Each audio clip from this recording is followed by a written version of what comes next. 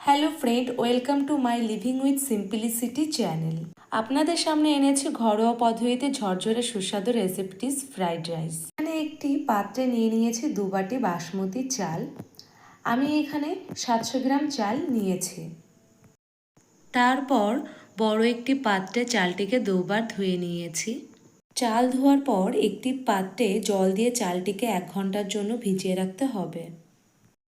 আমি এখানে সবজিগুলো ধুয়ে কেটে নিয়েছি। এখানে আমি টমেটোটা ইউজ করিনি। সবজিগুলি কেটে নিয়েছি, বিনস, গাজর, ক্যাপসিকাম, লঙ্কা, সঙ্গে কাজু ও কিশমিশ। একটি কড়াইতে লো আঁচ দিয়ে এখানে আমি 2 চামচ ঘি আন্দাজ মতন দিয়ে দেব। একই সাথে এরই মধ্যে 2 থেকে 3 চামচ তেল দিয়েছি। এখানে তেলটা 5 মিনিট এখানে গরম হয়ে যাওয়ার পর তারপর এখানে গাজর, বিনস, ক্যাপসিকাম আমি ভেজে নেব। সবজিগুলি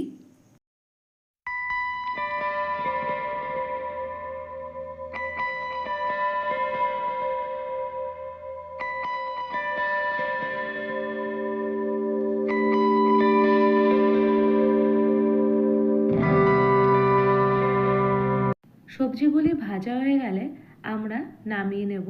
সঙ্গে এখানে কাজু ও কিশমিশও ভেজে নিয়েছি। একটি হাঁড়িতে জল নিয়ে এলাচ, লবঙ্গ ও দারচিনি দিয়ে দিতে হবে। এরপর যখন জলটি গরম হয়ে যাবে, ভেজানো চালটি দিয়ে দিতে হবে।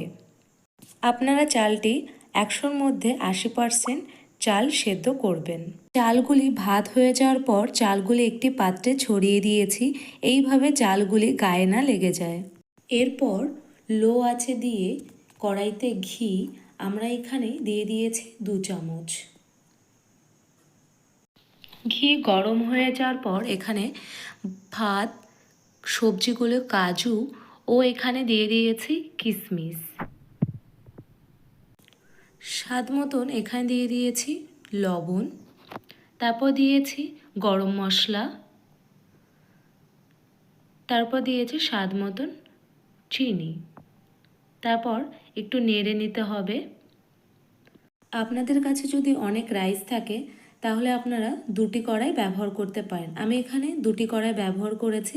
কিছুক্ষণ লো আঁচে নেড়ে ভাতটি নামিয়ে নিন। দেখতেই পাচ্ছেন ফ্রাইড রাইস হয়ে গেছে। আমি একটি পাত্রে নামিয়ে নিয়েছি। ঝরঝরে ফ্রাইড রাইস হয়ে গেছে। আপনারা নিরামিষ তরকারির সাথে খেতে পারেন। আমি এখানে ঝরঝরে ফ্রাইড রাইসের সাথে মাংস নিয়েছি।